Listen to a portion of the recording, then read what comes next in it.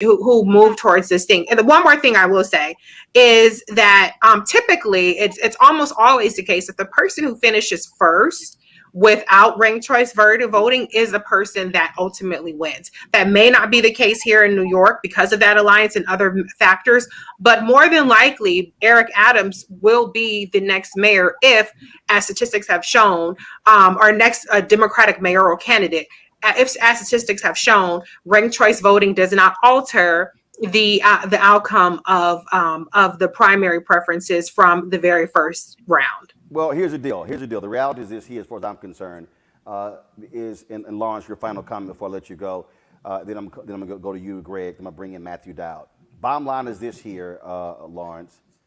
Doesn't matter if it's ranked choice. If you do not reform the system, what Democrats in New York are doing, they are allowing Republicans to have a talking point saying, see what happens when they run elections. This is not hard. It's not hard to know how to properly count. We saw the same mess with the Iowa Democratic Party in the primary last year. And so fix your damn voting laws, get it done. And again, Democrats, have the guts to call out your own party in New York City and New York State, Lawrence. Yeah, I couldn't agree more. And this is something that people have been calling for New York City to fix that Board of Elections for decades now. And Democrats control the state legislature now completely. If they want to do it, they can do it. They can fix this. And you know, so far they're making the right noises, but they've made the right noises before, and somehow every year they fail to fix it. So I'm hopeful that this was just such a disaster, and people realize what the stakes are now, that they really do finally reform that system. Because, you know, the truth of the matter is, it doesn't matter what your laws are. If you have really bad administration, it's gonna disenfranchise voters, and it's gonna cause doubt. And that's what we've got in New York City right now, unfortunately. That's right. All right, Lawrence, we certainly appreciate it. Thank you so very much, sir. Thanks for having me. All right, then. I want to bring in right now, first of all, while we bring in Matthew Dowd, Greg Carr. Again, this is on what's happening in New York. It's a huge mess. And as a matter of fact, when the show's over, I'm going to text Latasha Brown and Cliff Albright and say there needs to be an activation in New York City, New York State, putting pressure on them, because this makes no sense. If there are places that are making it harder for people to vote, and New York State is one of those places, those laws need to be changed. Pressure needs to be brought to bear, Greg. Absolutely. And it has to be a full spectrum strategy. You know, one of the things I respect about Sam Alito is he's a true racist. He's a true white nationalist, but he also understands, he's also very condescending. So it's almost like you Negroes got to be smart enough to outsmart me. And so what you saw today in today's Supreme Court case, it isn't like Gamillion versus Lightfoot, which was the Tuskegee case out of 1960, where they used the 15th Amendment to say y'all drew these district lines to exclude every black voter in Tuskegee, which is almost damn near impossible. But it wasn't a case like that. This case was about him saying there are many different ways to vote, so you really aren't being harmed, and any law is an inconvenience of one of the time to other. In New York City, yes, the election laws are Byzantine. Yes, as Lawrence said, the administration of them is problematic. And yes, we must organize and push back and change that. In the meantime, this is their inaugural voyage through ranked choice voting, which I support. I think that's a good idea. There are 120,000+ ballots still out absentee, and that's not even counting the provisionals and a possible recanvass. 40,000 of those ballots are in Manhattan. Another 35,000 are in Queens, and many of those precincts in Manhattan favor Garcia. So what Reese said is very true. Yang and Garcia, in this kind of virgin journey in ranked voting, teamed up in a way. As we see subsequent elections go, people are going to think differently and maybe use these alliances. I'm not sure Garcia doesn't overtake Adams based on where the outstanding ballot is, which leads me to the final and most important point. While we are fighting in the courts, while we are fighting in the legislatures, you register to vote, everybody. You organize. And this is one of the things Cliff and Latasha are doing. You're going around the country, you're getting people together. We have to pursue a multi-platform strategy. So, and you're right, Reese, you're absolutely right. We all want immediate results. It's ugly in New York, but I think it's going to work out ultimately, and everybody just needs to calm down. I'm much more concerned about Maya Wiley losing in a way because of exactly what you said, and we're going to find that out probably to the middle of the month. Yeah. All right, so hold tight 1 second. We're still trying to figure out the technical issues on my side. I'm going to go to a commercial break. When we come back from this break, we're going to talk with Matthew Dowd, longtime Republican strategist, who now says, in order to save America, we must elect Democrats. That's next, right here on Roland Martin Unfiltered. When you study the music, you get Black history by default. And so no other craft could carry as many words as rap music. I try to intertwine that and make that create whatever I'm supposed to send out to the universe.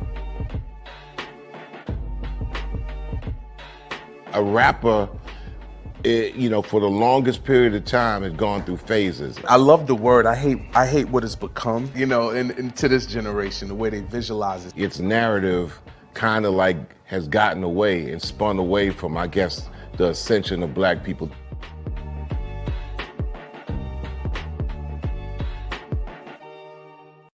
I'm proud of the officers I worked with on January 6th. They fought extremely hard. Our worst nightmare really come true, an attack on American democracy right here in the nation's capital. I experienced the most brutal, savage, hand-to-hand combat of my entire life. I received chemical burns to my face that still have not healed to this day. I just remember people still swinging metal poles at us, and they were pushing and shoving. They were spraying us with, bear mace and pepper spray. They were all shouting at us, calling us traitors. It's been very difficult seeing elected officials and other individuals whitewash the events of that day or downplay what happened. As an American and as an Army veteran, it's sad to see us attacked by our fellow citizens.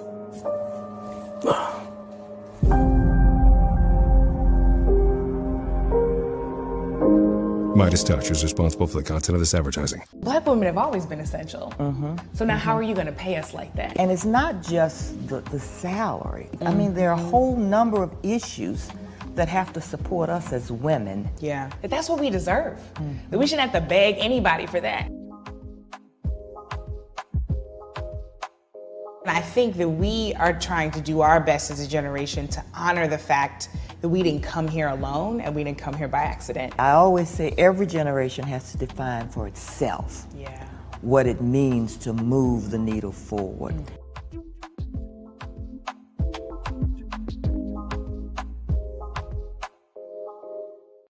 So this is Roger Bob. I got a message for Roland Ascot Martin. Buddy, you're supposed to be hooking me up with some of these ascots that you claim to wear. Where's mine, buddy? Hey, yo, peace, world. What's going on? It's the Love King of R&B, Raheem Devon, and you're watching Roland Martin Unfiltered.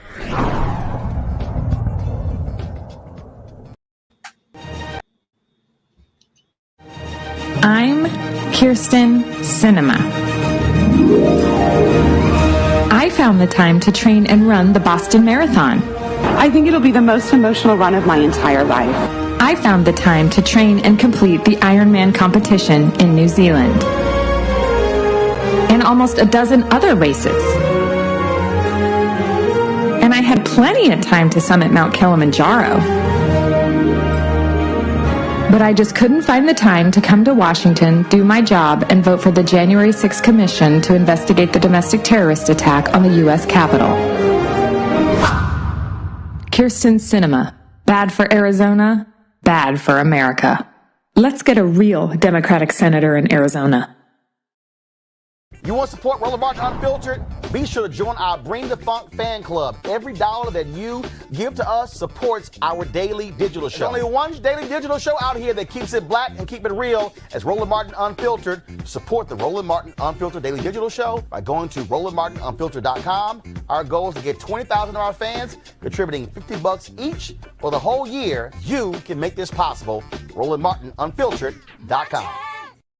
All right, So a lot of y'all always asking me about some of the pocket squares that I wear. Now, Robert don't have one on. Now, I don't particularly like the white pocket squares. I don't like even the silk ones. And so I was reading GQ magazine a number of years ago, and I saw this guy who had this pocket square here, and it looks like a flower.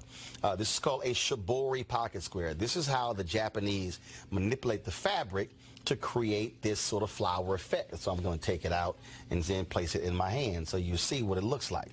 And I said, man, this is pretty cool. And so I tracked down, it took me a year to find a company that did it. And so they make these about 47 different colors. And so I love them because, again, as men, we don't have many accessories to wear, so we don't have many options. And so this is really a pretty cool pocket square. Now, what I love about this here is you saw when it's in the pocket, you know, it gives you that flower effect like that. But if I wanted to also, unlike other, because if I flip it and turn it over, it actually gives me a different type of texture, and so therefore it gives me a different look. So there you go. So if you actually want to get one of these shibori pocket squares, we have them in 47 different colors. All you got to do is go to RolandSMartin.com/pocket squares. So it's RolandSMartin.com/pocket squares. All you got to do is go to my website, and you can actually get this. Now, for those of you who are members of our Bring the Funk fan club, there's a discount for you to get our pocket squares. That's why you also got to be a part of our Bring the Funk fan club. And so that's what we want you to do. And so it's pretty cool. So if you want to jazz your look up, you can do that. In addition, y'all see me with some of the feather pocket squares. My sister, who's a designer, she actually makes these. They're all custom made. So when you also go to the website, you can also order one of the customized feather pocket squares right there at RolandSMartin.com/pocket squares. So please do so. And of course, it goes to support the show. And again, if you're a Bring the Funk fan club member, you get a discount. This is why you should join the fan club. All right, folks, welcome back. So we are having a lot of technical issues here, so I had to switch cameras. I'm using camera on a laptop. I hate this camera, but I'm working it all out, but it's all good. My next guest, he has a long-time political analyst. You've seen him on ABC, also has worked in Republican politics. He has been one of the most vocal critics of what we have been seeing across this country with Republicans in terms of dealing with Donald Trump, laws being passed, but especially when you talk about what has happened with voting. If you look at Matthew Dowd's Twitter feed, you will see that he has been quite vocal, speaking out against what he is seeing as folks really hurting democracy in this country. There's a book coming out in September. The book is called Revelations on the River, Being a Prophet for Your Own Path. Matthew Dowd joins us right now on Roland Martin Unfiltered. Matthew, glad to have you. First and foremost, today's Supreme Court decision, we see the Manhattan DA's office indicting the Trump organization. Republican Party is still just loving them some Donald Trump. And you just made it clear that in order for this nation to move forward, Republicans cannot be in power. Well, thank you for having me, Roland, a long-time fan and friend of yours. I think we're at that point. And with the Republican Party no longer is a Democratic Party, a party of democracy. So there's two entities today. One believes in democracy. We may disagree with some issues, but they actually believe in democracy.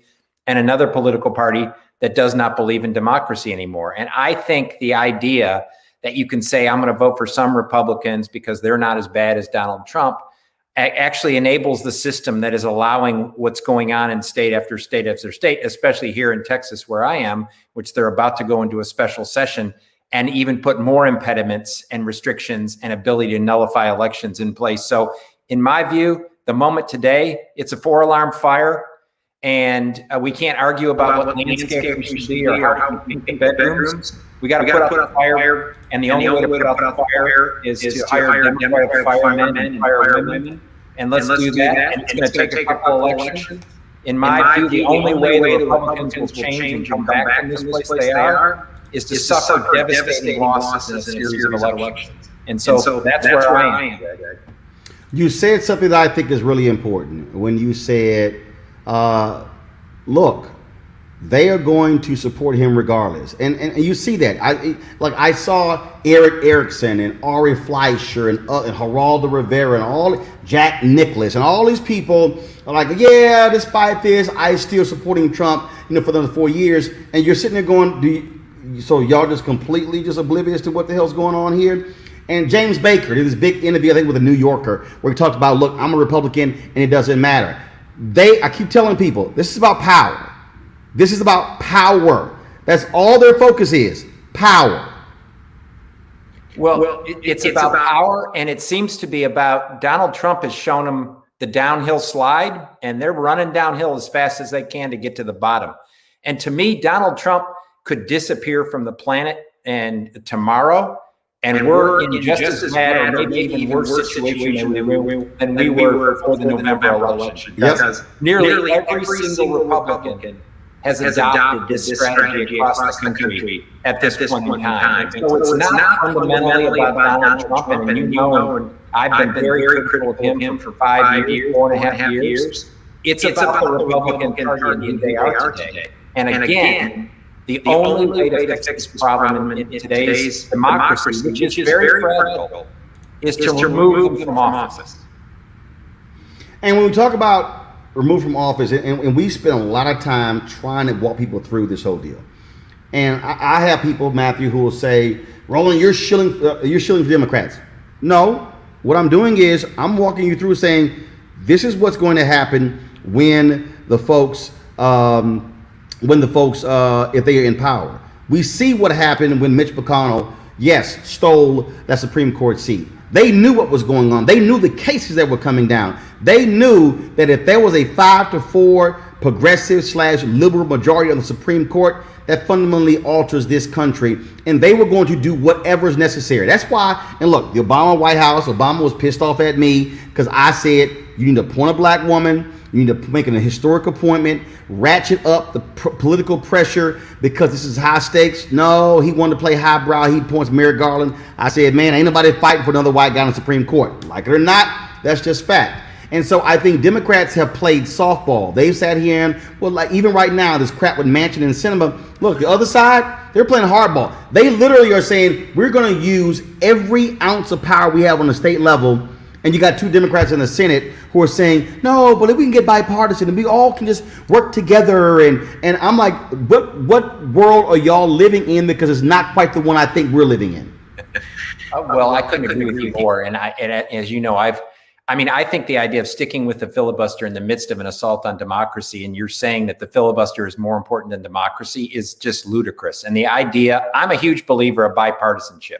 Coming together and doing that, it's impossible today to do that. Bipartisanship is like a relationship. And if the person you're in a relationship is lying to you all the time, doesn't share your same values, and you can't trust, you can't have a relationship. And you can't have bipartisanship with another entity that does not believe in the same values that you do. And so I've criticized Senator Sinema, I've criticized Senator Manchin, because you have to put a priority on this. And the priority should be democracy, justice, and the truth. And if some rule, some long tradition, which we both know has a tradition that's kept people from getting voting rights, that's the tradition of the filibuster. If those get in the way of a higher priority, which is the truth, justice, and democracy, you need to let go of those. I've been critical of the Democrats in this moment because I don't think they've raised enough alarm and fought this enough fiercely and fastly enough in order to combat this. Many Democrats are still acting like this is the times of 25 years ago when you can sit there and have a debate in a subcommittee meeting. This is the most important issue of our time. We can have all the infrastructure we want. We can have all kinds of tax questions and all that. But if we lose our democracy, none of that matters.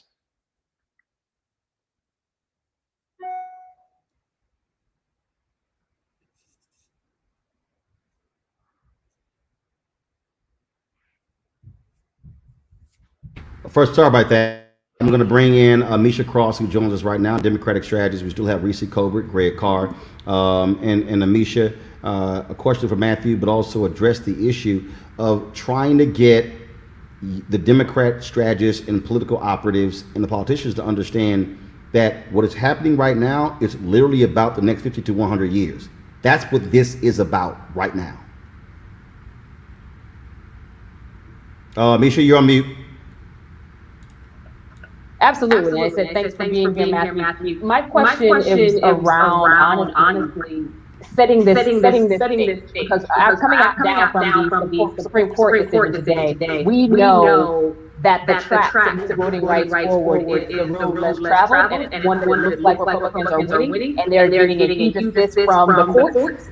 What is next on that frontier, and what can Democrats do? Because it seems like they're so afraid to push go on in the filibuster, and that's the only way to move forward with the Voting Rights Act as well as with the People Act.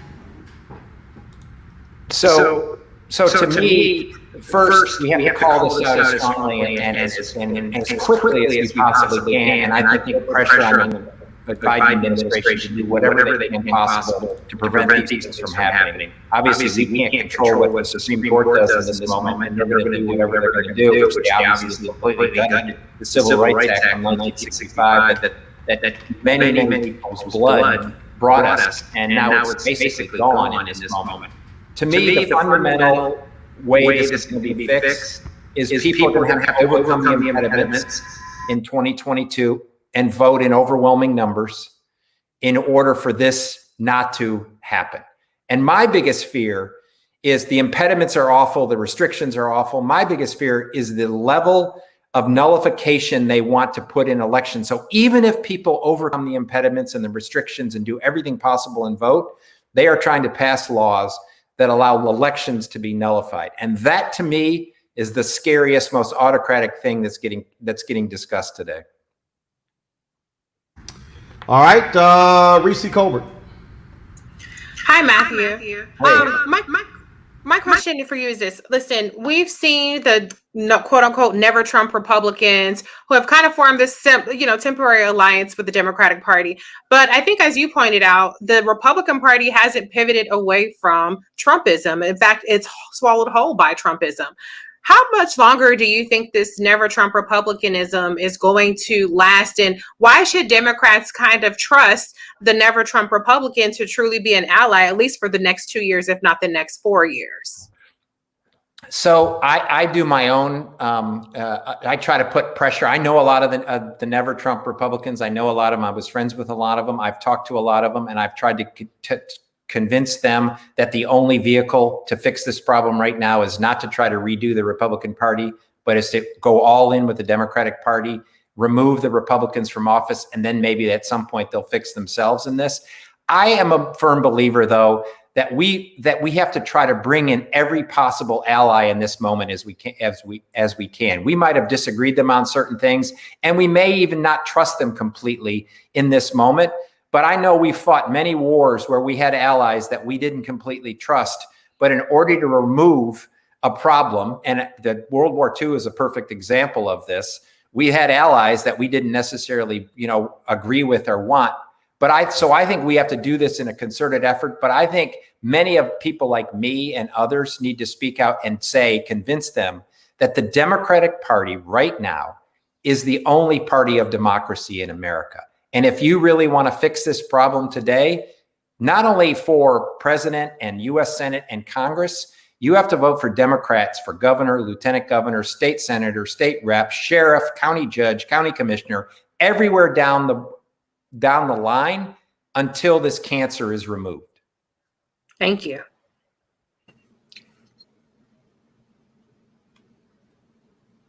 Roland, is that? You going to me? Okay. I think so. Maybe Roland. Can you all hear me? We can hear you. We can hear you. Very good. Very good. Well, thank you. Thank you, Matthew, for joining us tonight. I have a quick question. 50 years ago in a day in this country, 18-year-olds couldn't vote. Here we are on the 50th anniversary of that 26th Amendment, which of course comes into being because enough people wanted it and organized. You said something in the last few days I thought was very striking. You said, the Democrats should go full-born partisan, and then they should use truth as their North Star. We've seen worse odds than this before in the past. And you're absolutely right. I think a lot of us who are paying attention share your concern about nullification. But I think about Dr. King talking about interposition and nullification, and realize that if you're using truth as your North Star, you can even overwhelm that. We can push this past even these machinations. But when you said use truth as the North Star to the Democratic Party, what did you mean by that? What I mean by that is the idea that just this constantly seeking for Republican friendliness in the midst of this, and we have to put a bipartisan face on it, we have to do this. I think we have to set a sort of, as I said, the truth is the North Star. And the truth is what happened on January 6th, why it happened, and who was behind it. And I don't mean the 400 or 500 people that were arrested. I mean elected officials that were behind it, that instigated and facilitated it. And so truth ought to be all our pursuit. It ought to be all our pursuit every day of our lives, that we pursue truth regardless of partisanship, regardless of where we are on things, regardless of our ideology. Truth ought to be the sort of the sunset that we all head towards in this moment. And so we have to drop all the things that get in the way of truth and confront it. And I like to remind people that the 14th and 15th Amendments to the U.S. Constitution were passed in a purely partisan way. Because if we followed the same Sinema Mansion mandate today, we would have not had a 14th and 15th Amendment to the United States Constitution in our country. And so if partisanship is the only way to get to the truth and justice, use partisanship, because bipartisanship is not the goal. The goal is truth. Wow. That's very powerful. Really trying to ask people to read. I mean, that's part of the problem.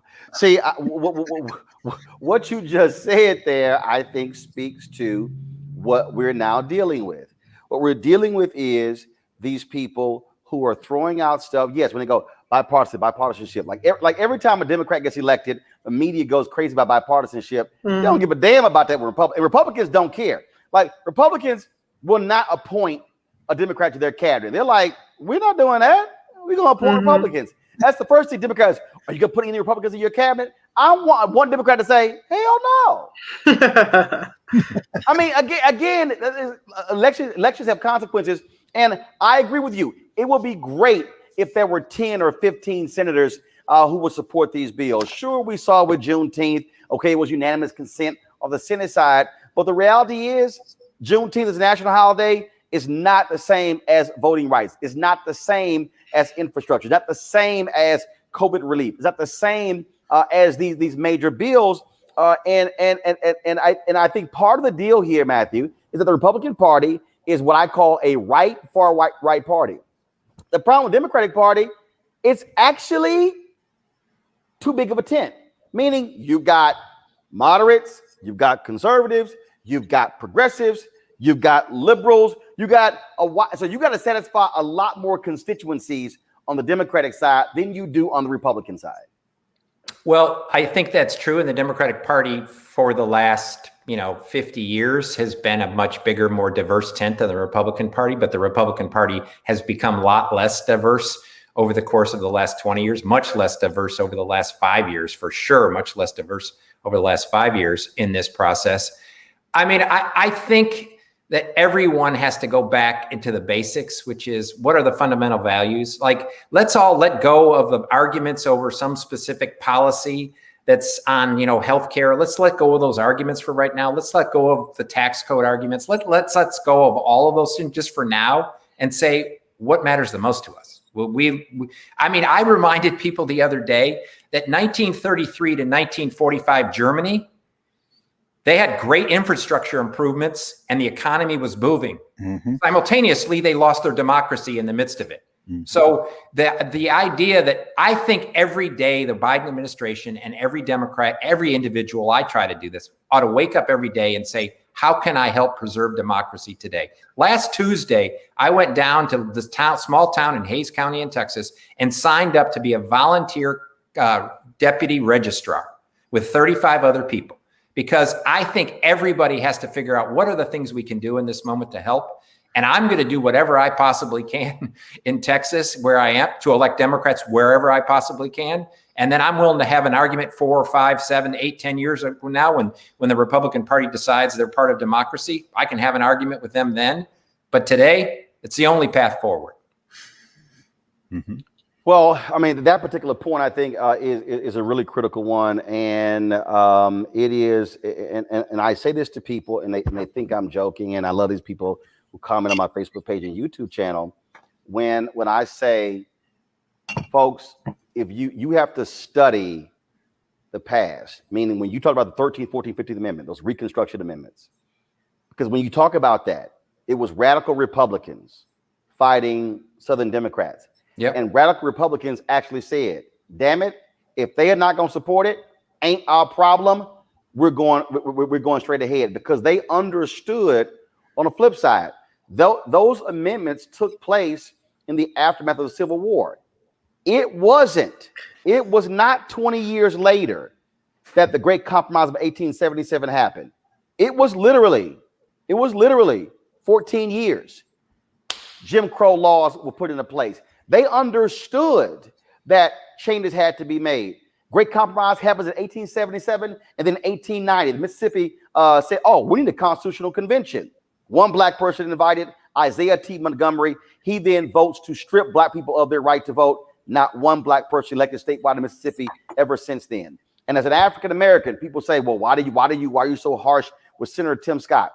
Because I'm sorry, I can't accept a modern day Isaiah T. Montgomery voting to not move forward with the For the People Act on the John Lewis Act. And yes, Matthew, it offended me seeing all those Republicans travel down to Selma with John Lewis for Selma 50th and having that regular ass field trip, taking photos. And I'm going, but you're going to come back the same way you went. I said, Congressman Lewis, I'm sorry. They can't come on the field trip, because if that's going to be how they vote, to me, it's a photo op. And so, look, I am 52. I have 13 nieces and nephews. What we're fighting for today, what you're talking about, Matthew, what Greg and Reese and Amisha, what we're talking about is literally our children's children. And will they be boxed in under the weight of a minority party that doesn't represent the interests of America, but they hold the keys to the power?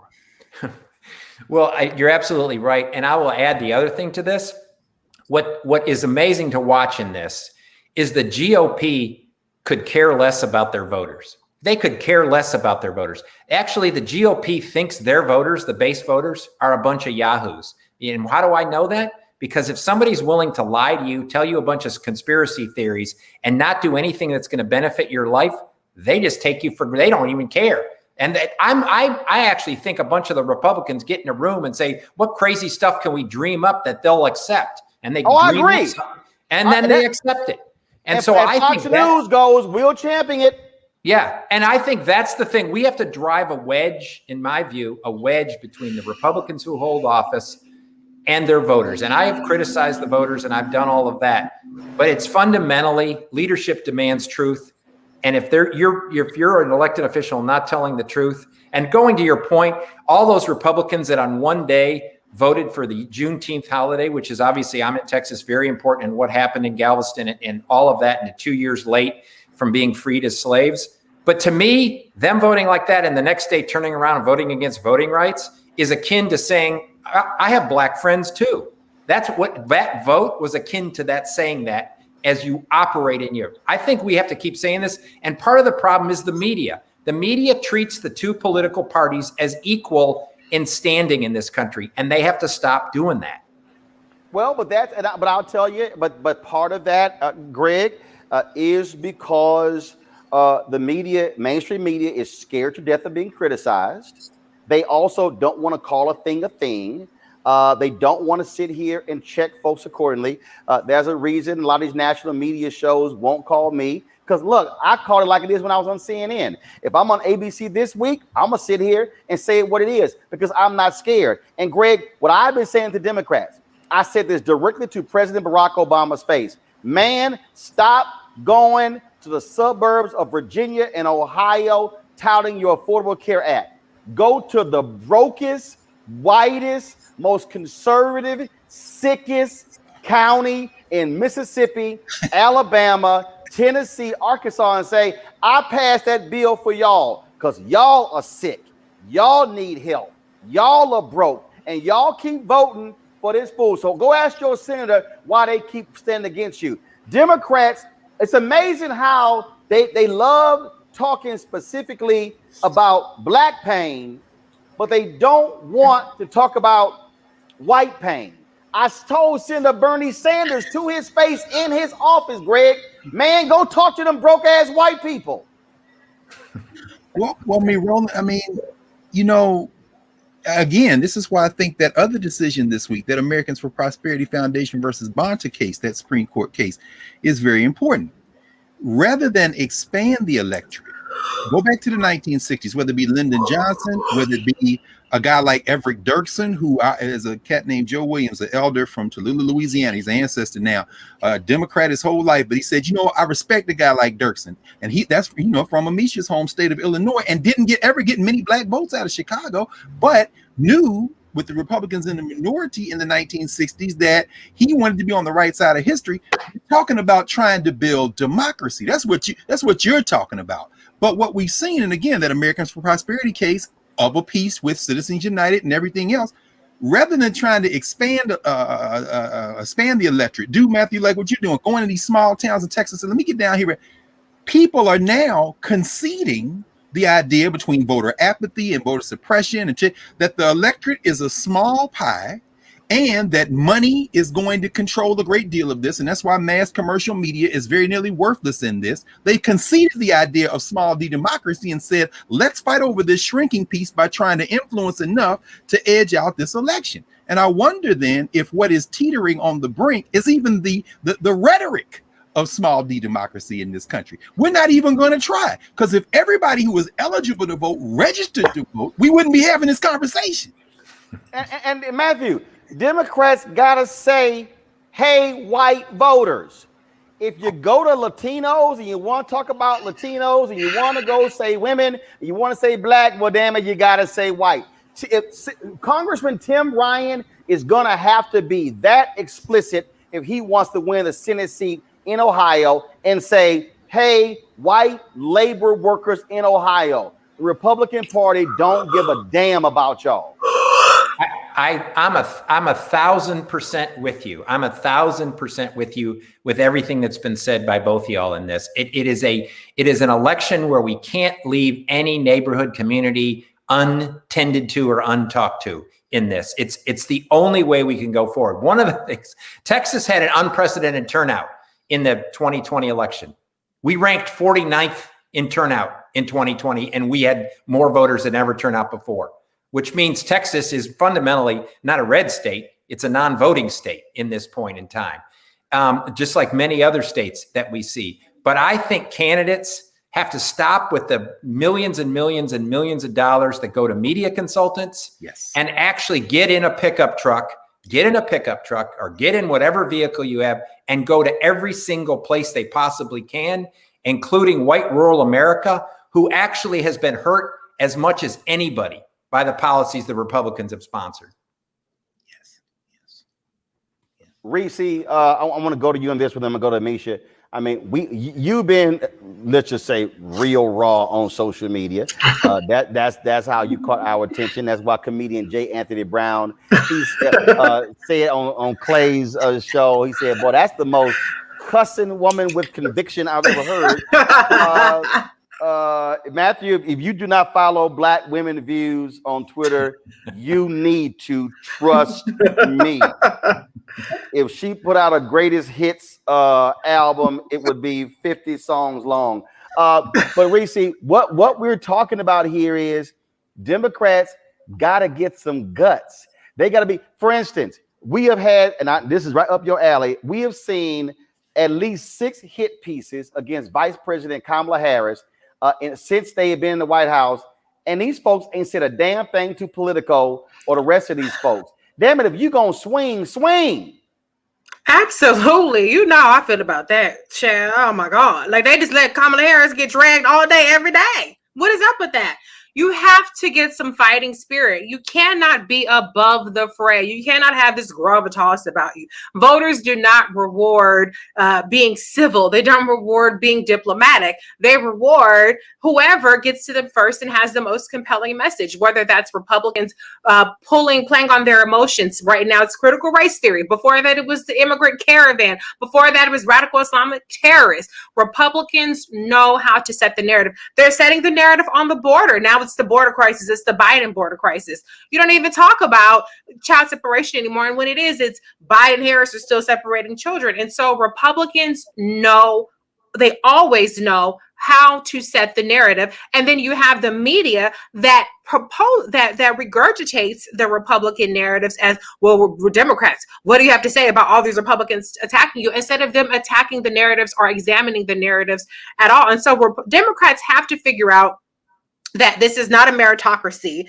in our democracy with the little d, because right now it's not much of a democracy. You don't get rewarded for passing the best legislation, for actually creating jobs. Democratic presidents have created millions more jobs, and Republican presidents have consistently lost jobs, but yet Republicans win on the economy, right? When voters go and the exit polls poll voters. And so Democrats have to figure out the messaging strategy before they get swallowed whole. And one thing I retweeted something yesterday. It was about the Equality Act, and it was a fact sheet. And I see plenty of fact sheets come out of the White House. And I said, okay, fact sheets are great, but people don't click on links and they don't read more than 60 seconds. I've written an article and it'll tell you it's a 20-minute read.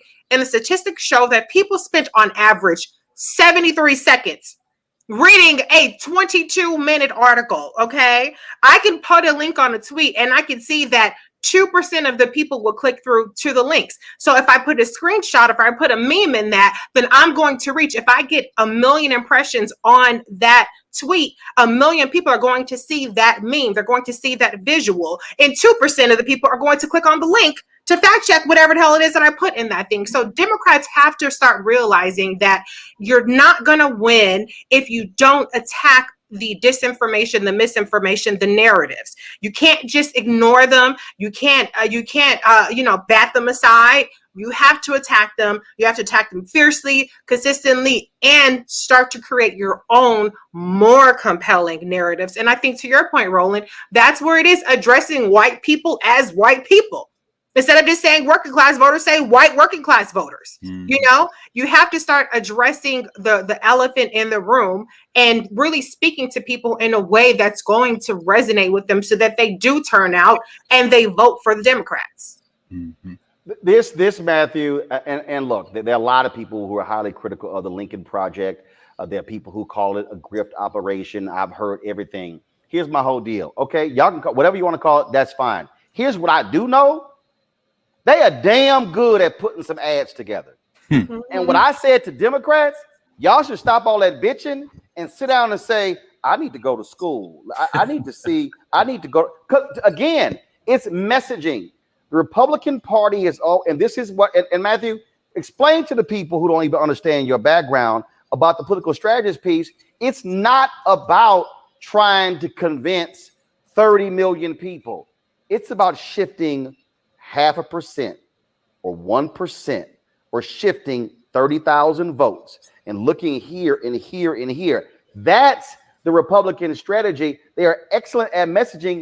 To Reese's point, Democrats want to come out with white papers and a whole thesis, and the Republican Party like, here the bumper sticker, slap it on your car and go get the hell on down the road. And so I'm like, Dems, and I've literally told Jamie Harrison, say, dog, go hire some folk and say, go sit with the Lincoln Project for a week to learn how to edit a damn video.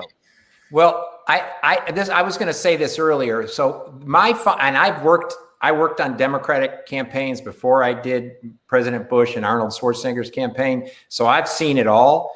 The biggest difference between Democrats and Republicans is this. Republicans understand more clearly and consistently that voting is about values. And Democrats think it's about policy points, right?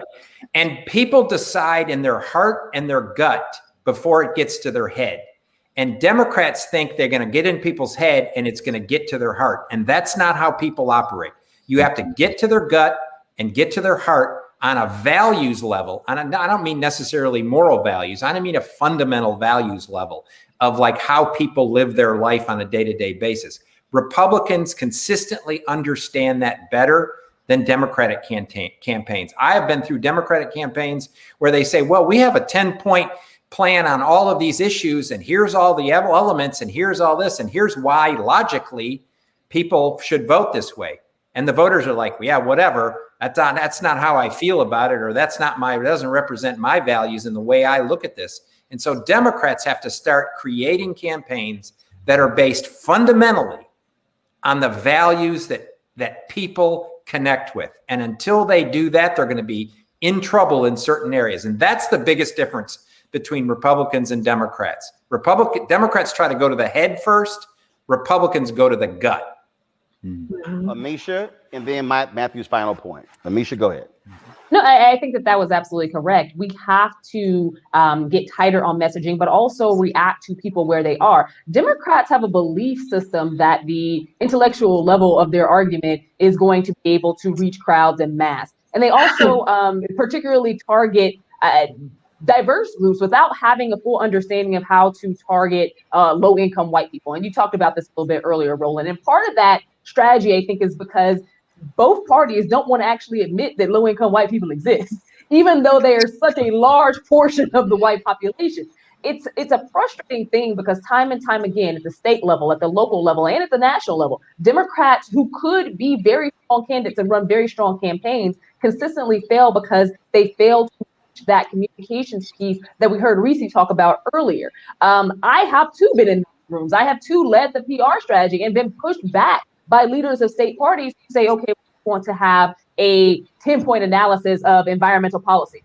Check that. No one's going to read it. No one is going to click it. No one cares. What we know strategically, and it exists across whether it's a political campaign, whether it's a social justice movement, regardless of what the movement or the action is, people's attention spans are small. The time frame that they have to actually gain broad understanding is even smaller. We're not trying to educate here. Throw that out the window. Education is not what the people are looking for. At the end of the day, you have to reach to what Matthew spoke about earlier, values, but you also have to reach to the things that they latch on to. When we talk about the economy, we know that matters to Americans, but not in terms of the dollars and cents, the here's how I take you there.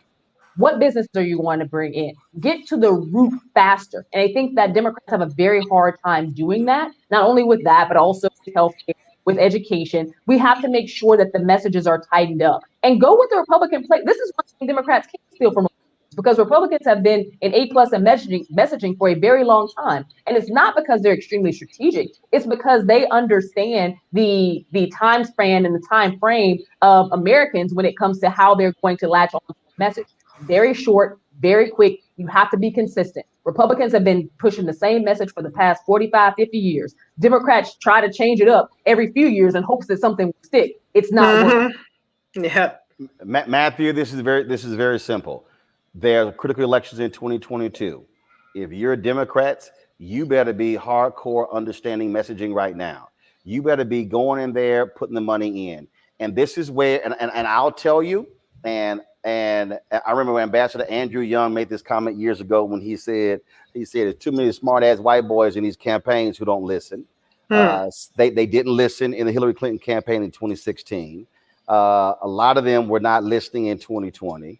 And I'm gonna tell you right now, we had struggles even sitting here trying to squeeze political advertising money because the folks who are running the ad budgets, they want to put all the money on TV. And I'm sitting here saying, boo, TV ain't gonna get you any votes. You know why? They're turning that stuff off.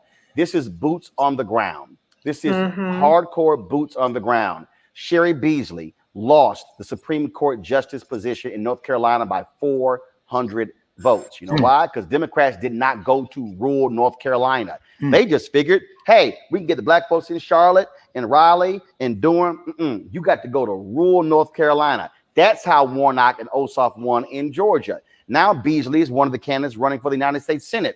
Are Democrats going to get that? Are they actually putting the messaging in place right now?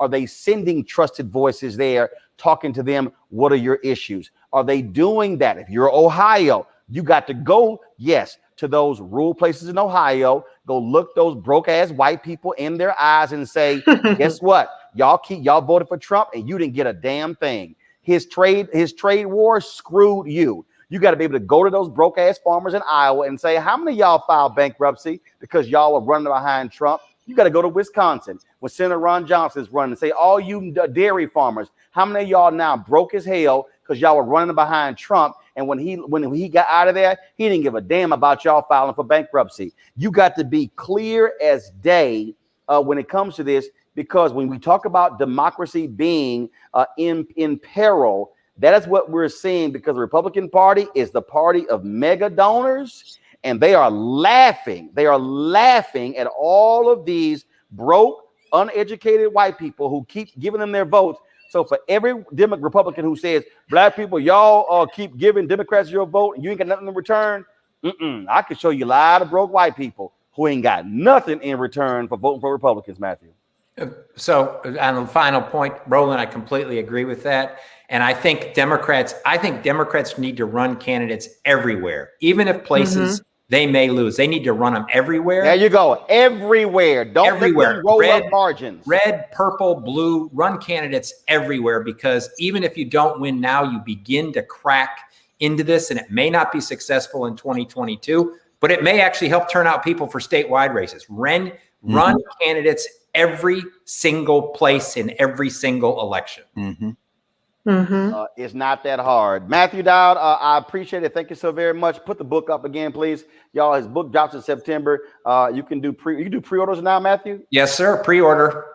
Okay, you can pre-order the book, Revelations on the River, Being a Prophet for Your Own Path. And of course, he got some great blurbs there on the cover, George Stephanopoulos and Whoopi Goldberg.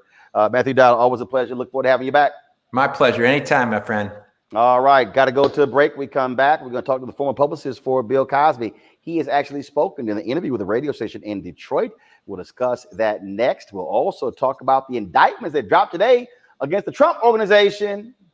You going to be going to jail. You and your thugs are going to jail. And y'all, that's just the doggone Manhattan DA.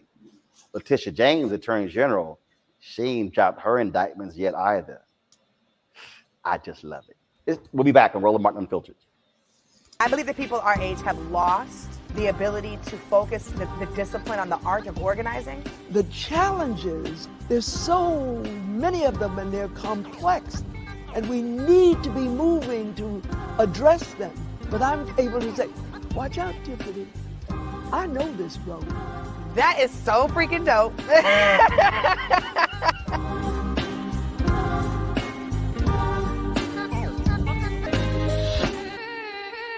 I want to know why what happened in Myanmar can't happen here. No reason. I mean, it should happen here. No reason. Right? That's right. America has crossed a line. The Republican Party believes in ending the American experiment, led by a man obsessed with power and money, who will say and do anything to seize control again. This election was rigged. To punish those who oppose him. His followers don't just disagree with us. They've got something worse in mind. We know what national populism and authoritarianism lead to. Every time. That's what this is all about. That's why we will never compromise with this evil. We will never step back from the line because we believe in America. Are you in this fight?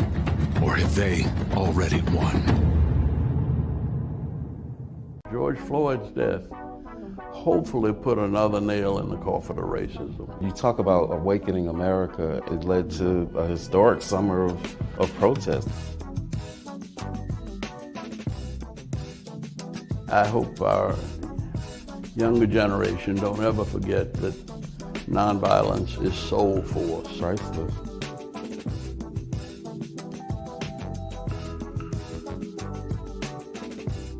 Hi, I'm Amber Stevens-West from The Carmichael Show. Hi, my name is LaToya Luckett, and you're watching Roland Martin Unfiltered.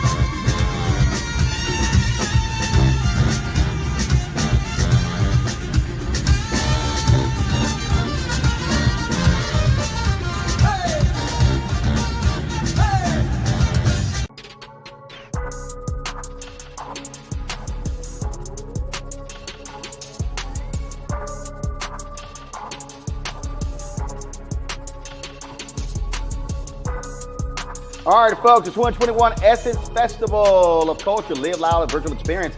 You can watch EssenceStudios.com and Essence.com Friday, Saturday, and Sunday. So they got programming taking place all of those days. So you might want to go ahead and check that thing out. So look forward to that. Thank you very much for the partnership with Coca-Cola. All right, folks. Bill Cosby last night spent his first night out of prison in 3 years.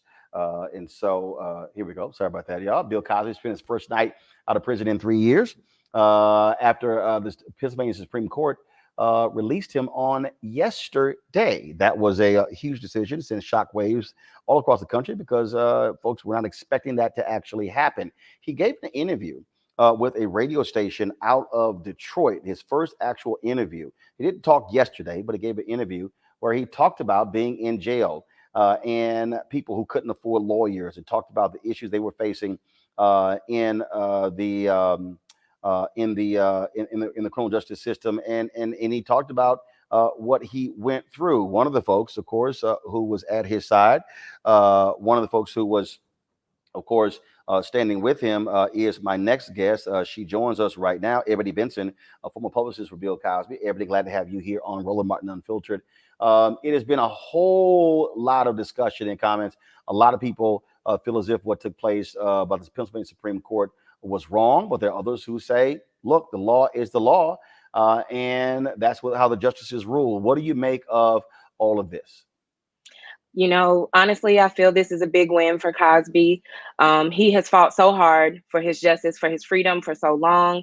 There are many times that we interviewed, even after the guilty verdict, expressing how he was going to continue on until his day came. And that day came. And I think it's wonderful.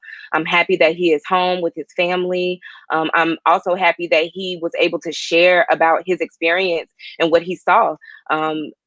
There are a lot of people that are still in the system that don't have the resources that Bill Cosby has in order to attain the lawyers beyond trial lawyers and acquiring appeal attorneys. So I'm very happy for him.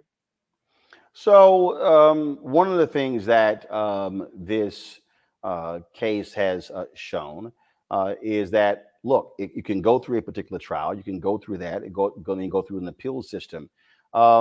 What is your response to people who say, this is what happened when you're rich, you're able to cut these type of deals with district attorneys as opposed to somebody without means?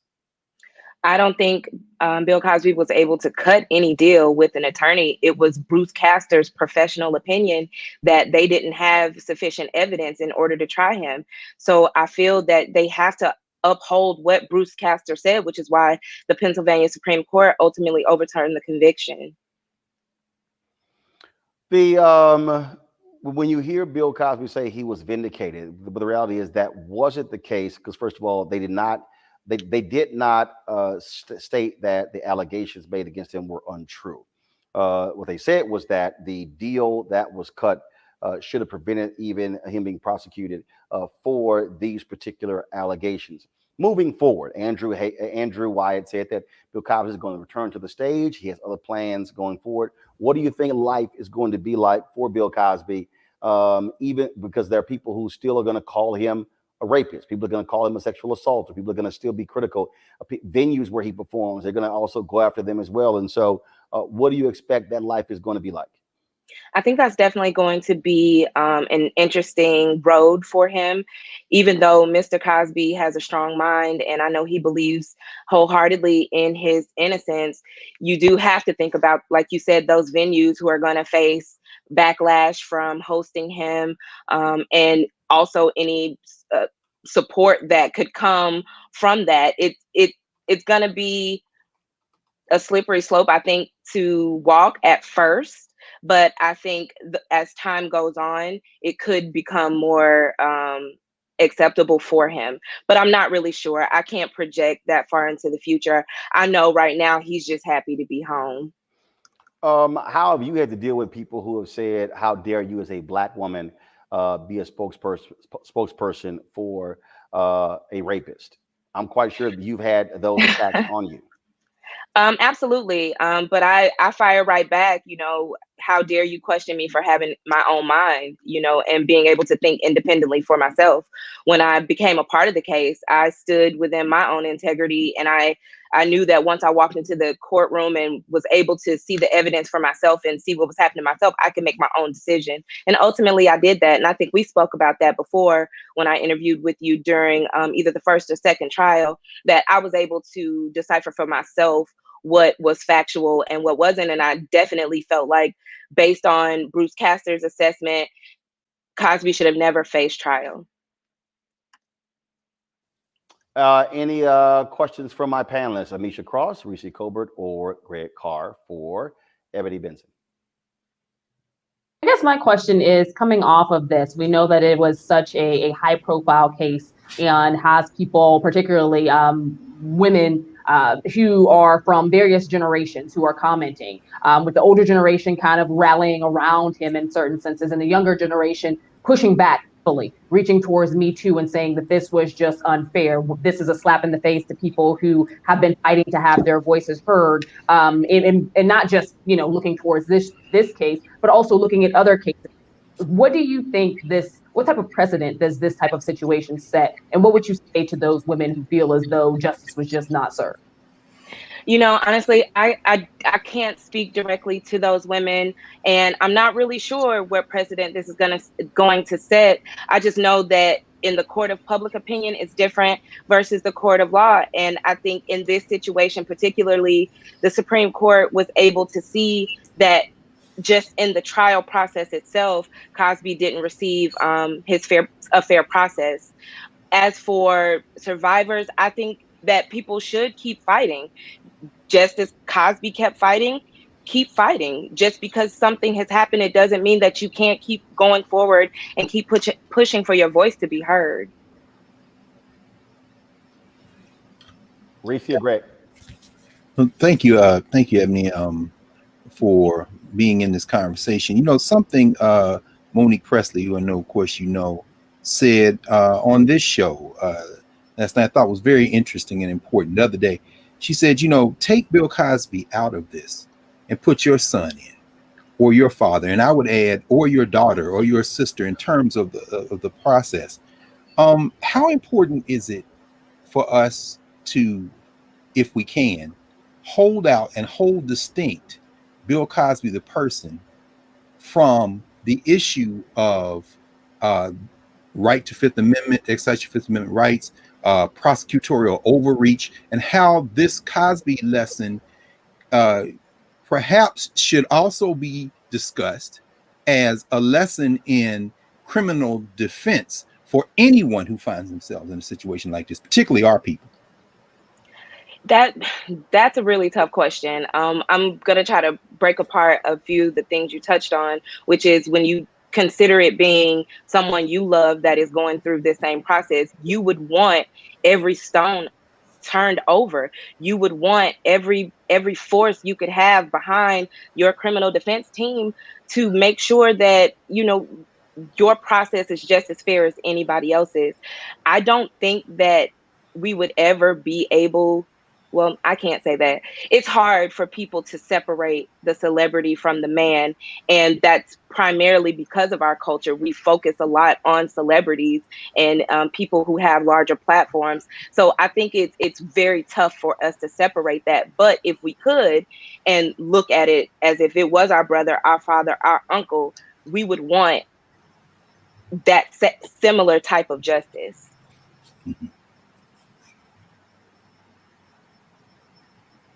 Reese, any question for Ebony? No, I don't have anything to add. Okay. Ebony Benson, we certainly appreciate it. Thank you so very much. Thank you. You guys have a good one. All right.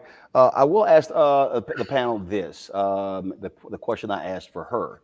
Even though Bill Cosby is free, the reality is this is going to be associated with him for the rest of his life. And I don't think for a second that even if, as Andrew Wyatt said, he's going to be returning to the stage, I believe that this is going to, he will face protest. He will face people who say he shouldn't be out there. But what do you make of, again, this reaction that we have seen from black men, black women, from white men, white women, and others, where you have folks who say, even I've seen a lot of lawyers who say, hey, like it or not, the courts actually made a proper distinction, and they say it wasn't because of money, it was because of the law. How do we reconcile that, Greg, when you have others who say the law doesn't work in our favor, but then here you have people who are saying, no, here the law was applied fairly? Roland, I'll be quite frank with you, and I think I'm not alone in this. I suspect we're all in this mood one way or the other. It's deeply troubling. It's, John Henry Clark, you saying some stories, it ain't no good guys. And, I lived in Philly for 17 years. I never met Bill Cosby, but I know a lot of people who know him. The idea that he would push up on people in casual places or ask somebody to come, to his house, whatever, it's all known stuff. And that doesn't make it right. It makes it wrong. At the same time, when it was Meek Mill in the dock, everybody jumped up and said, let's defend. I'm saying, did you hear the music? I'm of a certain age. You do what you want. Everybody do what they want. But there are too many things that are mixed in together at this point. And here's the problem. First of all, Bill Cosby out of jail, Mumia Abu-Jamal is not. Bill Cosby out of jail and Leonard Peltier is not. And, Mutulu Shakur is not. Russell Maroon Schultz is not. So we got real political prisoners. Bill Cosby not a political prisoner. And Quaaludes were not illegal. And Hugh Hefner is in the ground and had the Playboy Mansion where they doing half this business and still celebrated on TV. People watching Mad Men, celebrating George Clooney and them, trying to be like Frank Sinatra and them, John F. Kennedy ass all the way. You know what? The day where black people stand up and say, we got to protect black women is always a day. I am going to be 100%. We got to protect black women, black children, black men. We got to protect black people. And then to look and see, you're an ally? Yes. Because that man, okay, but you're the same one who, when the 14-year-old boy whistled, then, you want to string him up. So you got your husband and him and his friend came and killed him, threw him in the damn Tallahatchie River. You're not my ally. So I'm sitting here thinking about this, and at the same time, people say, see, Bill Cosby did him like they did Emmett Till. No, this is not the same thing. But what I'm saying is we are in the middle. It's almost like the Nation of Islam used to say, we've been run amok, led astray, bamboozled, hoodwinked, and we don't have enough sense to take a deep breath and understand that when a lawyer goes into a courtroom, I don't give a damn who it is. If you know how many black men and black women are in jail because the DA reneged on a promise? Yesterday was a victory for everybody who can stand up and say, you made a promise, you got to stick to it. But we can't get to that conversation because we are fixated on celebrities. And I think ultimately, I don't know whether the American Negro is going to make it, because what we've been showing over the last 2 days is all of our immaturity. And like a bolt of lightning, the Cosby verdict revealed what has always been there, which is our deteriorating, very American fascination with celebrity and hot takes and quick. And it's just a very sad situation for me. Amisha. I agree with that. I think that at the end of the day, what happened with Cosby was just another long iteration of the justice that seems to find its way for the rich and powerful that eludes everybody else. And the frustration I have with it as somebody who has been a victim of being drugged and sexually assaulted is that when I hear people talk about this, and I was on Sirius XM yesterday, when I hear people talk about this, it's particularly people who look like those of us on this panel, and they are victim blaming, or they want to shield someone who has admitted to not only dropping drugs, but using those drugs for illicit activities. That's a problem. And I think that the fact that it's been glorified in hip hop for a very long time, the fact that misogyny and rape culture is a part of American culture and has been for a very long time, only adds an extra layer to this. But I think that we should look again to separate the man, Bill Cosby, from the guy who played in the TV show. You can be someone who has great talent and great art and has left their mark on the entertainment industry and still be a horrible member of society. And we've seen that time and time again. And that has nothing to do with skin color. We know there are a lot of white rapists out there as well. There are rapists of all different colors, creeds, and socioeconomic levels. But as a Black woman looking at this and knowing that 8 in 10 Black girls under the age of 14 have been sexually molested or raped, to see something like this happen and to see a man get off. The problem I have with this is that it pushes victims into the shadows. It makes them feel as though them coming out and telling their stories doesn't matter. It makes them feel as though the courage that it takes to actually report something, watching a system that is supposed to be based on justice, let someone walk free. That's a problem. In a society where it was a large open secret that Bill Cosby was doing these things for decades. Mm-hmm. I don't know what you tell the victims, and I also don't know, thinking broadly, what you tell women who face sexual assault and sexual abuse every single day. Mm-hmm. Reese. Yeah, Amisha, I think you just really hit it out the park with that. And, what I have to say is this. Bill Cosby's not America's dad. Bill Cosby's not our son. He's not our uncle. He's not our dad. He's not our brother. He's Bill Cosby. Okay. And what happened was a process victory, as Dr. Carr pointed out, about, prosecutors not reneging on a deal to not prosecute, about the right to not self-incriminate. That's a Fifth Amendment right. That's a process victory. And that's indisputably a process victory for the rights of people to not self-incriminate specifically. Is it a moral victory? I don't believe so, but I understand that some people who believe Bill Cosby over the word of 60 women who have accused him of sexual assault, to them it is a moral victory. And to those who are a victim of sexual assault, who are triggered by it and who are traumatized by this, it's absolutely a miscarriage of justice. And so I think, to Dr. Carr's point, there are two separate conversations. There's a process conversation. There's a technicalities, a legality, a criminal justice system conversation about the way appeals court work, which is not a relitigation of the facts. It's not an exoneration of the case that was tried and convicted by a jury. It is simply a process victory for Bill Cosby. And perhaps we shall see if it's a victory for those who find themselves in situations where the prosecutor has gone back on their deal. And a lot of Black people have found themselves in that position.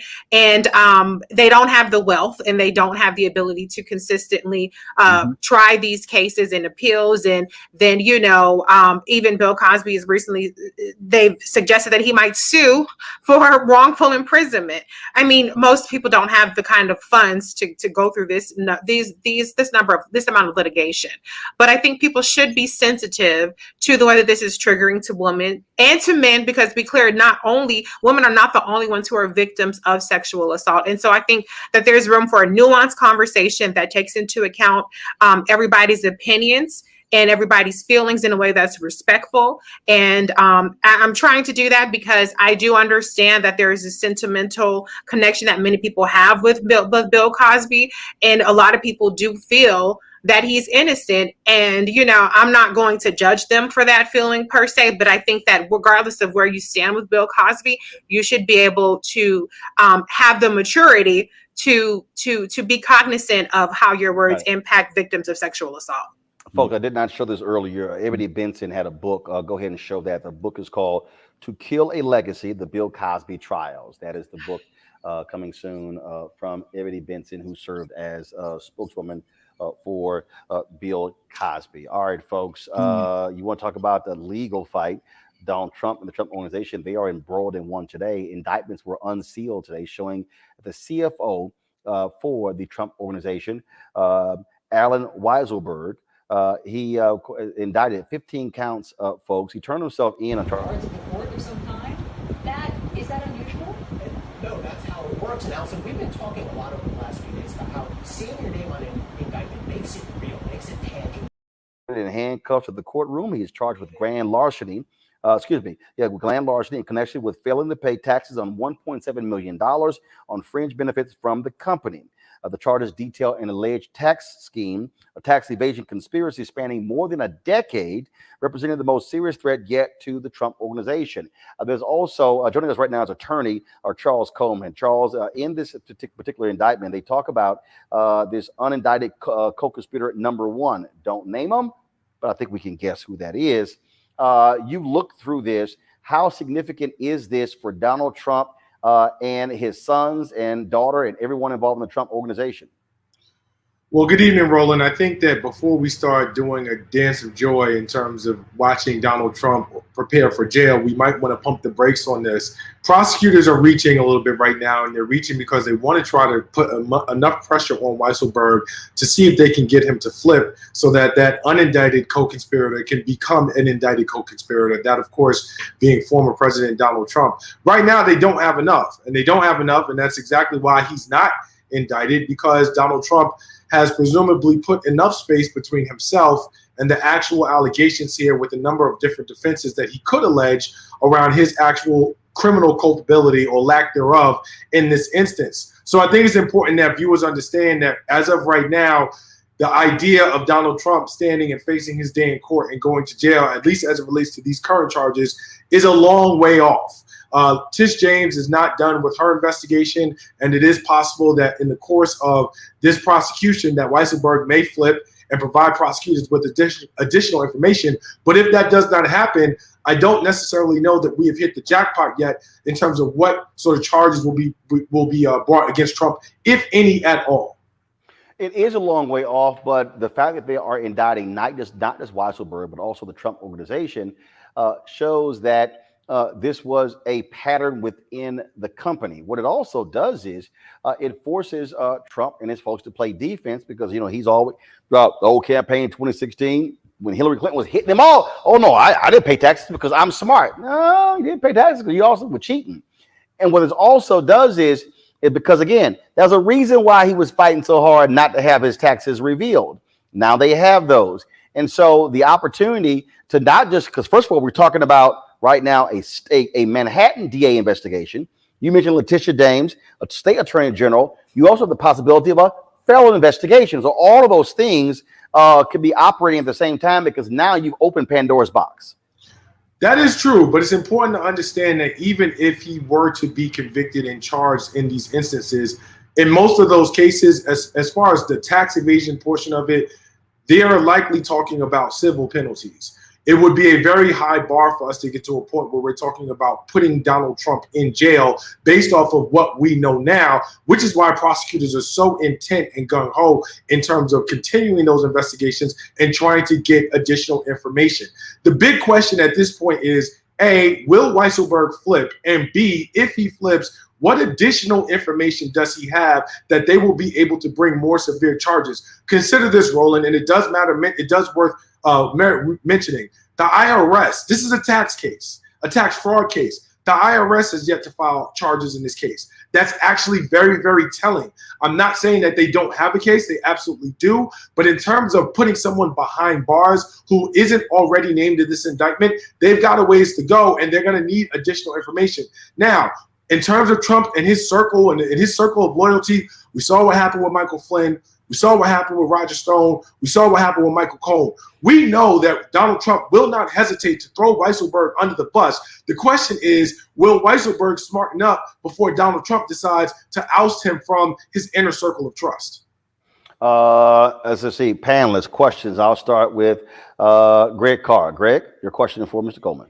No, listen, brother. As I was listening there and scribbling some notes, I really don't have a question. You have laid out what is before Trump. The question I would ask would be about the case that the court's refusal to go down the path Letitia James and them wanted to go down to a few days ago.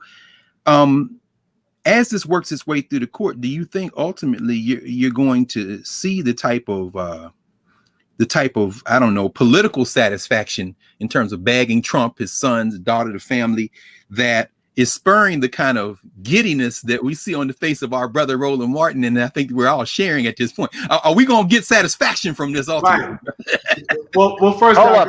Listen, anything that brings Donald Trump pain brings me satisfaction. Brother, I see you laughing. I'm with you. I'm just like anything. Anything that causes him to spend money.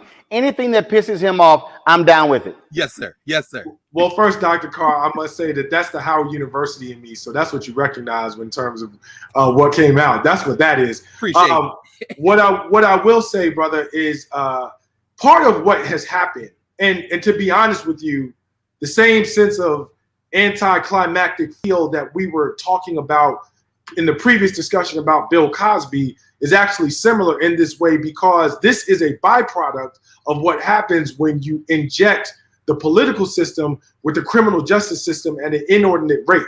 And I can explain the parallel if need be, but as it relates to Trump, part of the issue is that Tish James, who is another Howard University graduate, near and dear friend, as well as Cy Vance, both campaigned in part around their zeal in terms of going after Donald Trump. And so now they're in a position where, despite the fact that they are outstanding public servants, they have to deliver on this promise. And there's going to be a huge a chasm between where Donald Trump is and their ability to get to him without information or support from someone from the inside.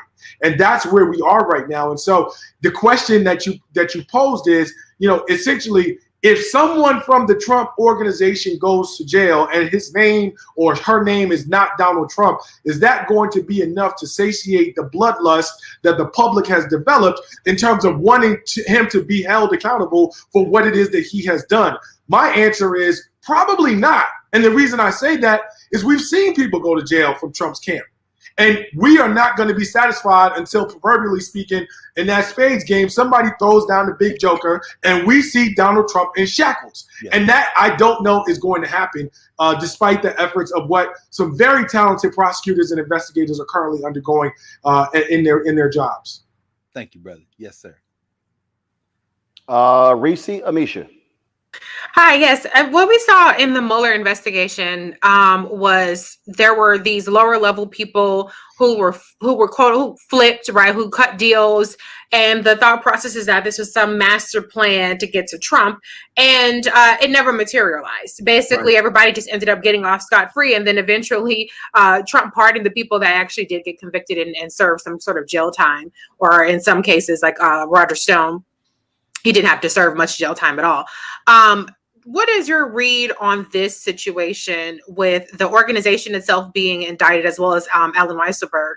Does this look like a flip strategy, or does this look like, to your point, they ran on accountability for Trump and the Trump organization? Is this an answer the mail, just get somebody and go home kind of strategy? What is your read on that?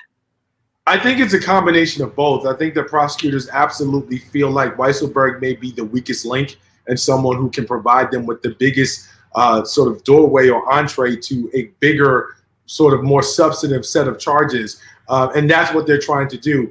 If they can't get that, and if they can't convince him to flip, then putting him in jail may be the thing that they offer to the public to say, we indicted the Trump organization. And then what they'll do is essentially blame the system if, in fact, they can't either secure a conviction or go deeper in terms of actually securing an indictment and charges and a conviction against Donald Trump himself.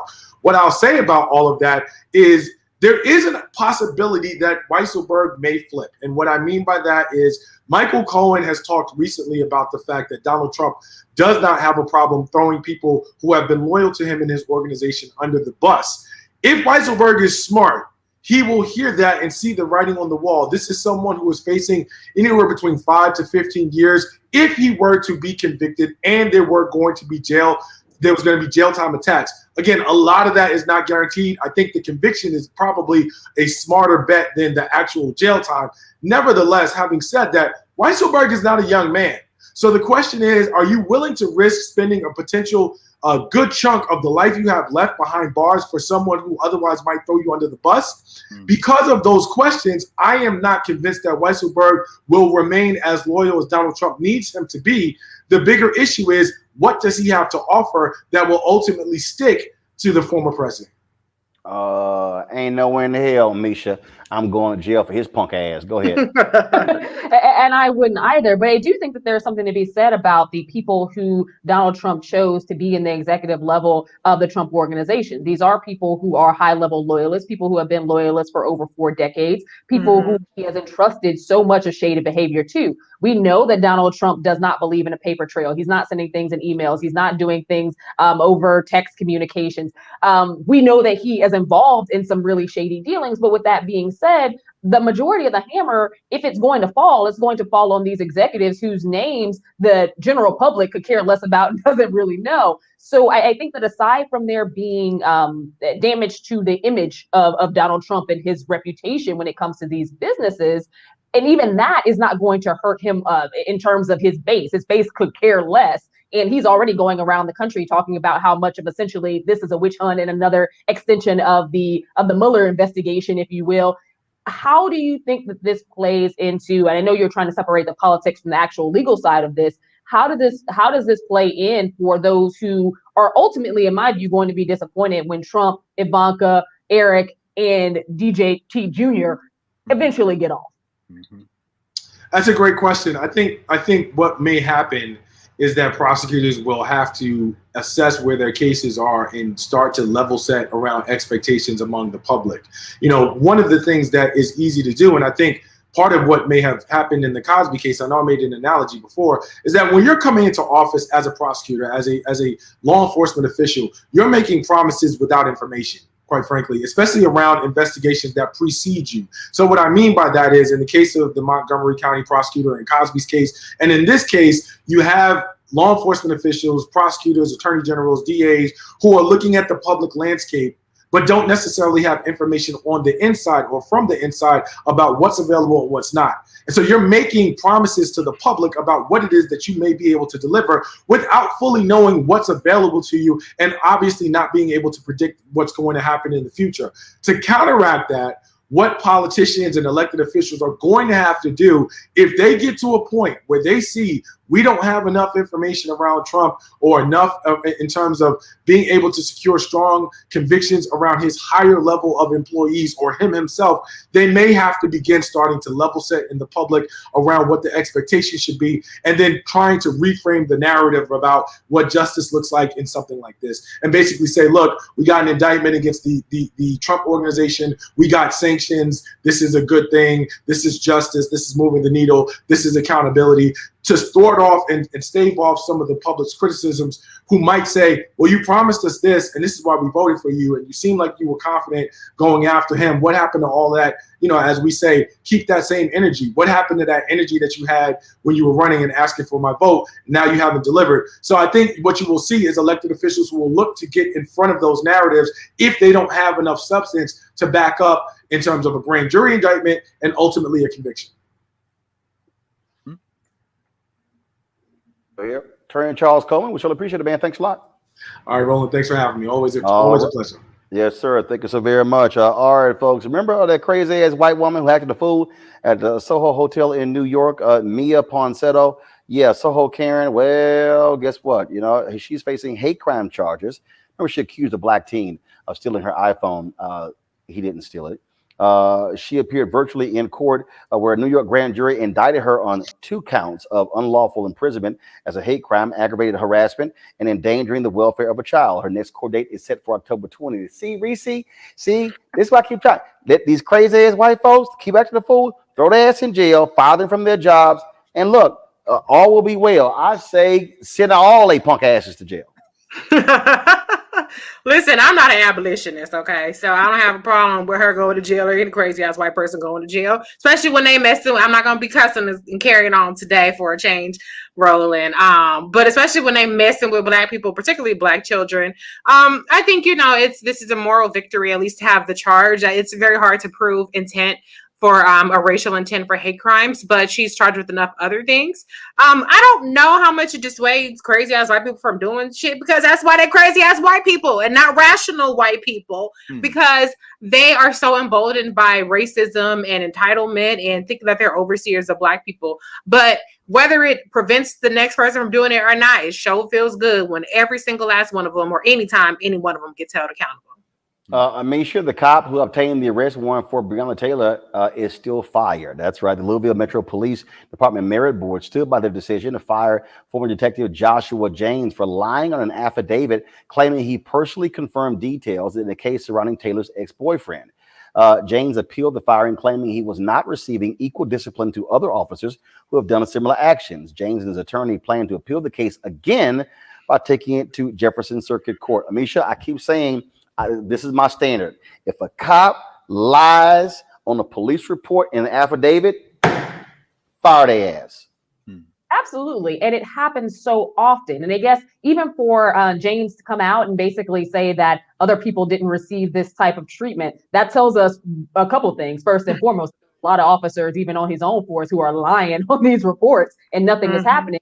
But also in his case, somebody died. Like, there's a reason why. And I think that if this case wasn't elevated so much in the media, he probably would have gotten off just like the other people who he's claiming did as well. But yes, actions have consequences, and they should have consequences. Police officers have gotten away without them for far too long. They make lying on reports a regular regimen. And at this point, there's something that has to be done about that. And I think that those swift firings will definitely change the game when it comes to the willingness of people to create these stories and then go ahead and push them out when we see investigation after investigation where the initial report that police gave is totally different than what body cam footage or what happened on the scene actually was.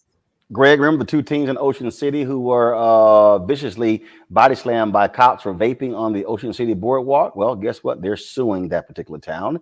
Of course, that video went viral after police they showed tasing Taser Griffith as his hands were raised. Another video that went viral. Brian Anderson was pinned to the ground by cops. He says he was choked and kicked multiple times. The lawyers for both teens said they were victims of unreasonable police force and expect the officers to be charged in the suit. The NAACP and other civil rights organizations condemned the Ocean City Police Department and called for the officers' suspension. Ocean City police are still conducting an internal review. Well, brother, I watched it. I'm sure you, as we all did, watched that press conference with young brother Griffin and his brother and Brian Anderson, and then the lawyer who spoke. But the key person in that frame wasn't even the state senator who was out there. Very important lawyer herself. But the most important person sitting there in that seersucker suit with his hands folded looking was Billy Murphy. Y'all got Billy Murphy in your ass now. The man who settled with Baltimore for $6.4 million for Freddie Gray, and a noted civil rights attorney. And for those in pop culture, remember that was Clay Davis's lawyer in The Wire. So I just got one word for what's going to happen in Ocean City. Y'all get ready to get paid, because as Clay Davis would say, shit. Now I tell y'all, we keep talking about what happens when you hold cops accountable. Other cops get the message. Let's go to Colorado, where a police officer is facing felony assault charges for allegedly using an illegal chokehold on a suspect. He was turned in by two fellow cops. Officer Ken Amick, a 15-year police veteran with the Greeley Police Department, is on unpaid leave after Weld County prosecutors filed second-degree assault charges against him. According to the reports, Amick and several other officers responded to a call near City Hall where Matthew Wilson was threatening to start. Wilson had an outstanding warrant, and when Amick tried to arrest Wilson, he became agitated. Investigators say that when Officer Amick put Wilson in a chokehold during the scuffle, Amick kneed Wilson in the leg. Amick was immediately removed from patrol duty. He has a court hearing next month. See, accountability, and this is the whole deal. When other cops stop making excuses for cops, Amisha, then things are done right. And so that's where I keep telling people, it's slowly but surely, when you hold cops accountable, and then when you say, if you are a cop and you witness wrongdoing and you don't say anything, we're gonna hold you accountable. Yeah, folk gonna start talking. Exactly. There is a code of silence. There's also a code of blue, and blue backs blue time and time again. And we know that in many cases, these aren't isolated incidents where a cop uses a chokehold and he's the only cop on the on site when it happens. There are typically other cops there as well, and they just kind of shield each other away from any liability. At this point, I think that the police reform narrative that we're still waiting to see actually happen in practice. There are certain things that we can do at the local level, certain things that can happen very specifically within police departments themselves, where police empower other police officers to tell, see something, say something. But on top of that, also not be afraid that they are going to be ostracized or not given assignments or removed from certain things because they stepped up and spoke out. I think that we have to see increases in penalties for cops that do bad things or cops that use things like chokeholds or other instances of brutal behavior that has already been banned. As we all know, a ban does not stop an officer from using something that has been banned. But we also have to ensure that we are being very serious about making sure that the other officers are protected who actually reach out and make those reports to tell when they see something. Because in many cases, it doesn't happen because those officers fear some type of retaliatory measures as well. So I think that in this case, yes, things went the way they should have gone. Those officers did what they need to do. I would hope that other officers across the country feel empowered when they see some wrongdoing to do the same thing. Like I said, you got to put it in the contracts. You got to tell every cop, you witness wrongdoing and you don't report it, we're going to hold you accountable, Reese. Absolutely. And I mean, we see it on the extreme end of this in the George Floyd case, or Derek Chauvin case, and the other officers that stood by and did absolutely nothing while Derek Chauvin executed George Floyd in broad daylight. And now they're facing charges. And so the cops have to understand that they're just as invested as the victims of police brutality are, because their asses are going to be on the line. And so I think that, you have a lot of cops that say they're good cops and, these cops don't represent all of us. Well, that's the way you prove it, by turning in those that are engaging in this police misconduct. Because to be honest, when it comes from a fellow cop, there is much more likely for it to be believed and get a conviction. That was very key in the Derek Chauvin case, where you had cop after cop get up there and say this was not normal behavior. This was far outside of, standard protocol. And that, I think, made a huge difference in terms of getting a conviction in that case, in addition to obviously the very gut-wrenching video footage that we saw. So cops, put your money where your mouth is. If you believe that this stuff is not representative of you, then step up and turn those people in that are conducting themselves in a way that does not reflect well on the entire department. And you got cops, Greg, who are always talking about on the community, oh, y'all need to end this no snitching stuff. Well, hell, why don't y'all start? Mm-hmm. Roland, again, this is something that sets you apart from so many others who are claiming to do news. You're in the street. And we understand that when you are in the street, when you're organizing, when you're pushing, it's sometimes difficult to see the large scale change when you're literally in the face of that small stuff that's incremental. As we sit here and wait for Tim Scott to come up with whatever he's writing on the back of a piece of tissue paper as his counter proposed to the George Floyd bill, what have we seen in the last few days? Apparently today, Jim Clyburn then got his head together with Scott. Now they talking to Lindsey Graham, who apparently has been talking to Ben Crump. And can we pull some out? Hakeem Jeffries blew the whistle and said it's the police unions terrified that are torpedoing legislation because they don't want to give up any notion of qualified immunity, which includes intent, but also extreme recklessness, also depraved indifference to human life. And Jeffries is saying we're going to get something done in the next 6 months, but maybe even sooner. I'm saying all that to say that all of this desperation is a result of people being in the streets, and not just in protests all last summer up to now. I'm talking about that organizing work. Cliff and Latosha out there, you going on location, places to places, new mayors in places like Buffalo, New York, or in St. Louis. Inch by inch, it's crumbling. They would like nothing more than to say, we ain't passing nothing. But and then finally, just to the point you raised, Reese, if you're a human being on a police force, if you were the interim police chief in Louisville, like the sister who fired that white boy, and then they're going to try to get him his job back by going to court, don't matter.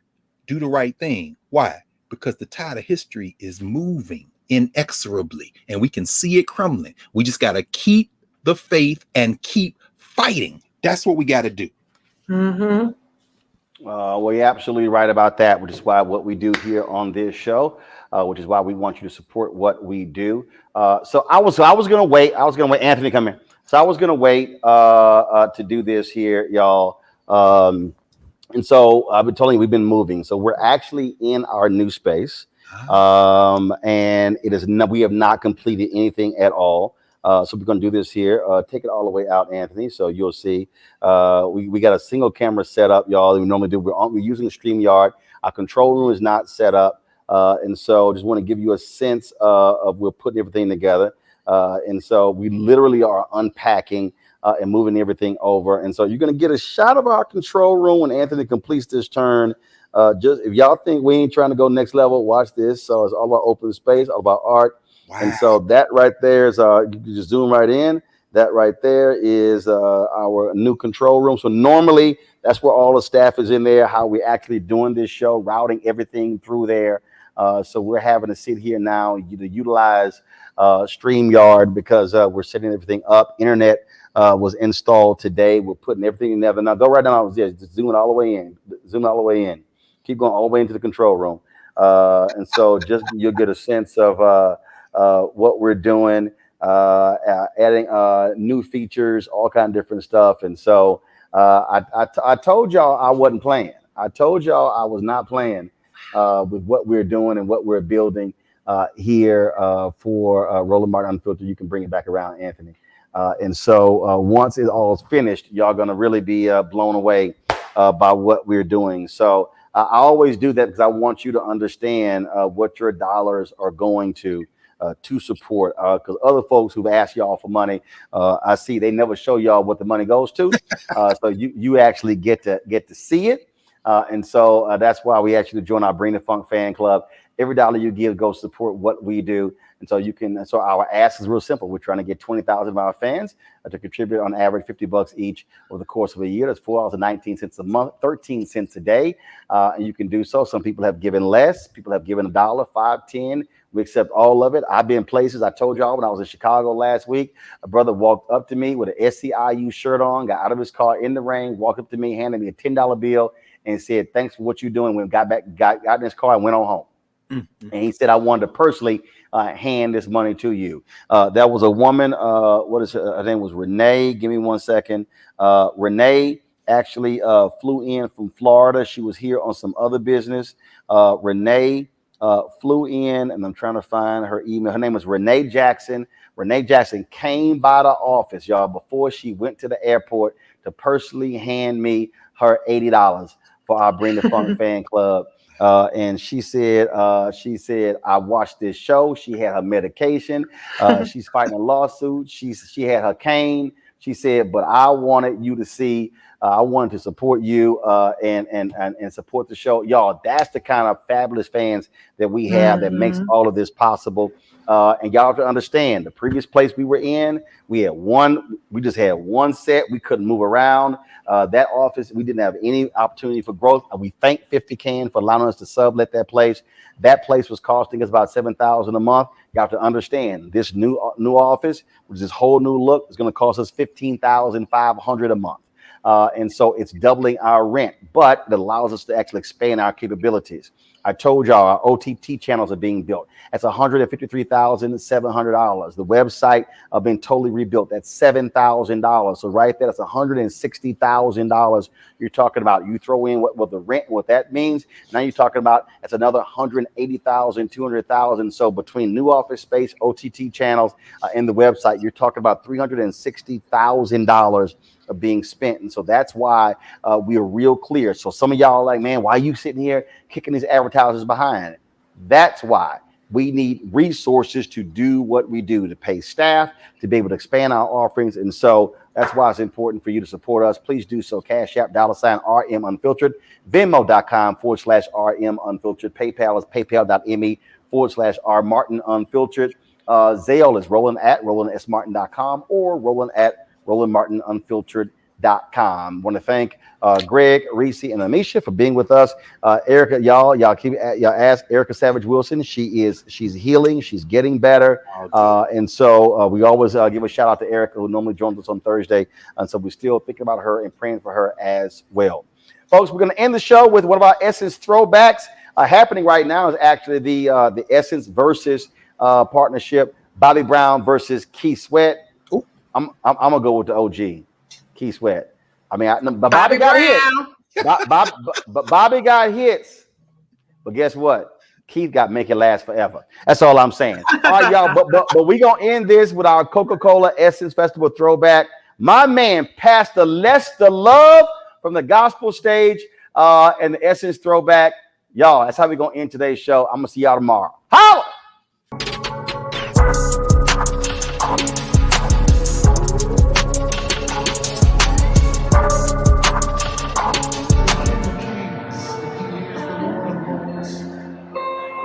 Everybody, get that cell phone. Just put it in the air like that. God reigns and is control of everything, every circumstance, every situation. I want everybody to get that cell phone and just wave it in the air. Jesus is the light of the world, and He reigns.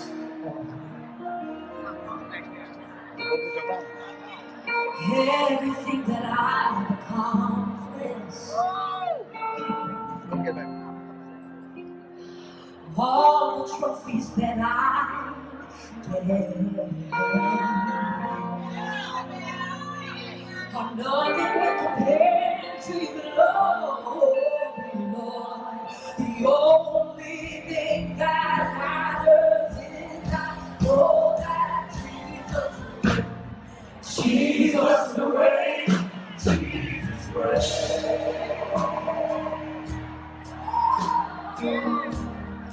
Jesus way, Jesus way. Nobody else. Jesus way.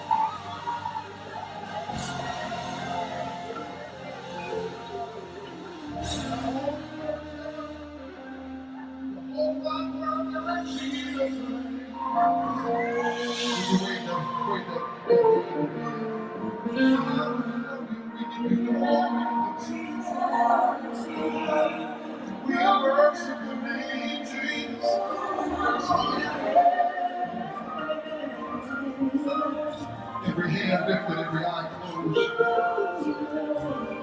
Would you open your mouth and make me still on the altar right now? I just want to tell